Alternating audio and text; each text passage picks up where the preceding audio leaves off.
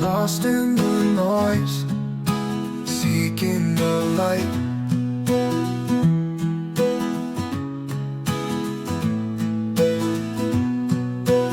Echoes of ages, shining so bright. Welcome to ancient wisdom, stories anew.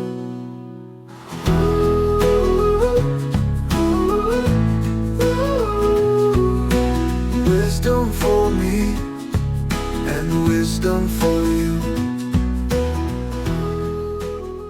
Through joy and sorrow, a sage's enduring wisdom for a changing life. In a bustling market town of ancient Judea, there lived a man named Menachem. Usually a man of good cheer, Menachem had fallen upon a season of such misfortune that his face seemed a permanent roadmap of worry. One afternoon, unable to bear his burdens silently any longer, he sought the counsel of old Rabbi Elazar, whose wisdom was as renowned as his patience. Menachem found the rabbi in his quiet study, surrounded by scrolls and the comforting scent of aged parchment. "Rabbi," Menachem burst out, his voice tight with despair before he even crossed the threshold properly. "Everything, and I mean everything, has gone wrong.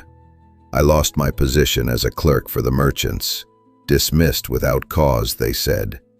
My teenage children, bless their hearts, have suddenly sprouted horns, and a talent for arguing that would impress the most seasoned debaters in the Sanhedrin, but only against me.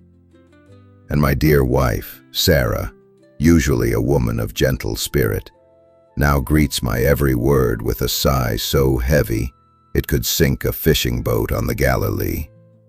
He wrung his hands. "What am I to do, Rabbi?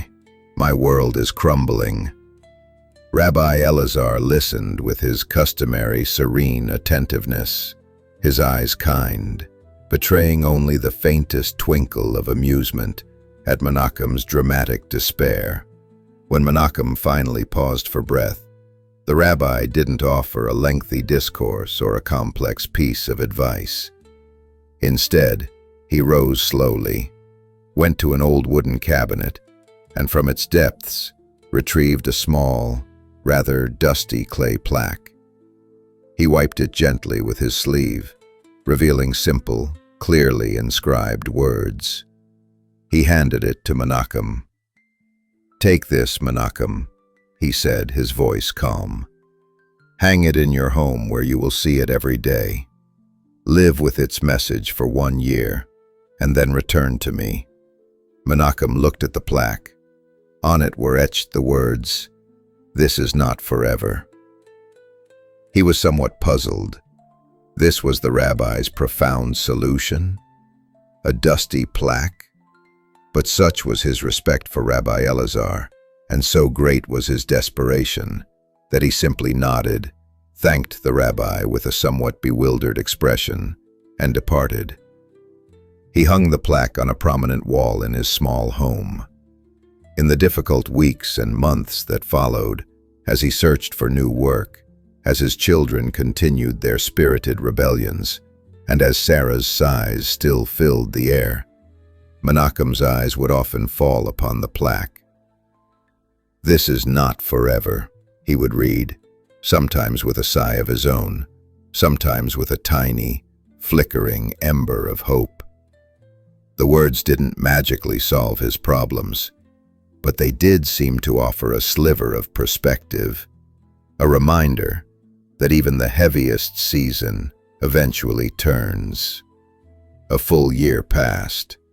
A wild morning, one bright morning, a beaming Menachem practically danced his way back to Rabbi Elazar's study. He looked like a different man. His shoulders were straight, his eyes sparkled, and his voice was full of joy. "Rabbi, Rabbi," he exclaimed, carefully holding out the clay plaque, "your wisdom is unparalleled. Thank you, thank you. Everything has turned around. I found a wonderful new position with a kind merchant, offering even better prospects than before. My children, It seems their horns have receded. They are speaking to me with respect again, even asking for advice. And Sarah, my dear Sarah, she sings as she bakes now, and her sighs are only those of contentment. He beamed. The difficult times have passed, just as the plaque suggested. I've come to return it. With my deepest gratitude, Rabbi Elazar accepted the plaque, a gentle, knowing smile gracing his lips. He looked at Menachem's radiant, happy face, then at the plaque in his hand. "Menachem," he said softly, his eyes holding that familiar, wise twinkle. He then held the plaque back out to the astonished man. "Hang this plaque once again in your home, in that same prominent place."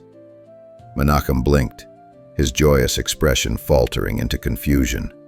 "But, Rabbi? Why, everything is wonderful now." "Indeed, Menachem," Rabbi Elazar affirmed, his smile deepening. "And this too is not forever." A new kind of understanding dawned in Menachem's eyes, an understanding far deeper than just the relief from hardship. He took the plaque, now with a sense of profound, quiet awe.